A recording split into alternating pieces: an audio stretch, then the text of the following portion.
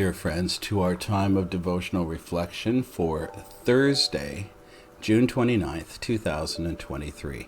I'm Brian J. Munro, pastor of Kitimat First Baptist Church in beautiful Kitimat, British Columbia, and we are following John MacArthur's devotional book entitled Drawing Near, Daily Readings for a Deeper Faith. Today's entry is entitled Enjoying Friendship with God. From Scripture, we read from the letter of James, chapter 2, verses 21 to 24. Was not our father Abraham considered righteous for what he did when he offered his son Isaac on the altar? You see that his faith and his actions were working together, and his faith was made complete by what he did. And the scripture was fulfilled that says, Abraham believed God, and it was credited to him as righteousness, and he was called God's friend.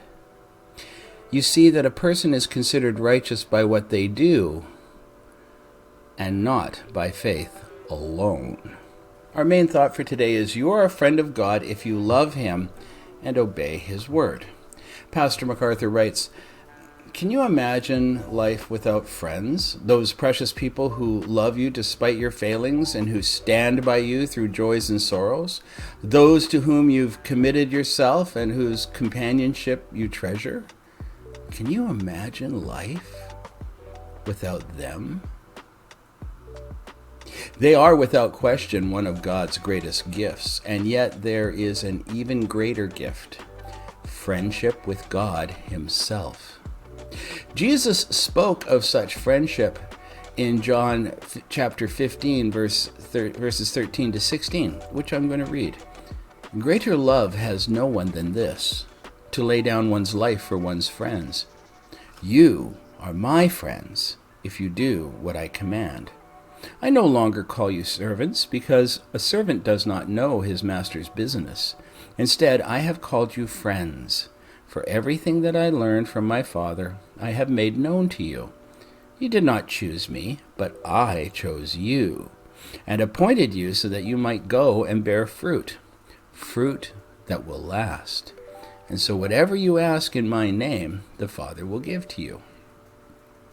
When Jesus said this, he was describing it as one of intimacy, mutual love, sacrifice, and commitment. In verse 14, he says, you are my friends if you do what I command you. That's the kind of friendship Abraham demonstrated when he obeyed God and prepared to offer Isaac as a sacrifice. You can read that, the rendition of that narrative in Genesis, chapter 22, verses 3 to 10.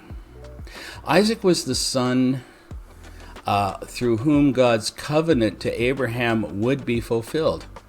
Killing him would violate that covenant and call into question the character of God, whose word forbids human sacrifice. That's in Deuteronomy chapter 18, verse 10.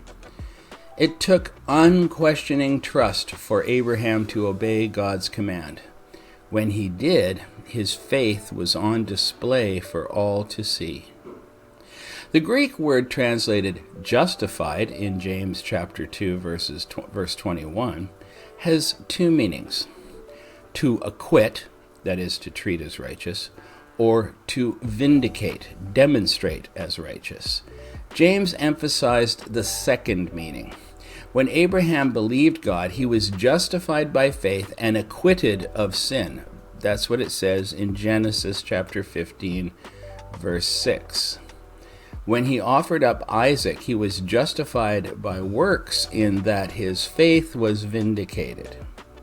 Faith is always the sole condition of salvation, but saving grace never stands alone.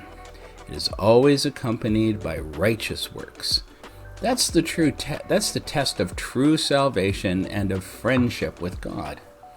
As a friend of God, treasure that relationship. And be careful never to let sin rob you of its fullest joy.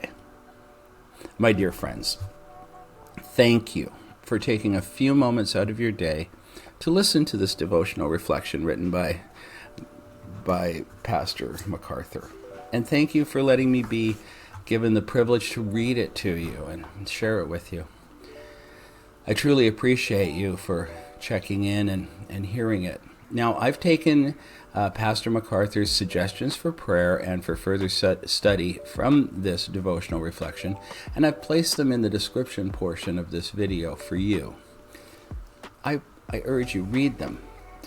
Do as he suggests. Read what he suggests. Consider the things that he brings forward in this that will help you go deeper into this wonderful understanding of the relationship between our faith in God and how that works out through what we do in obedience for God. And until we can be together tomorrow to hear another devotional reflection from Pastor MacArthur, I bid you go in the peace of the Lord.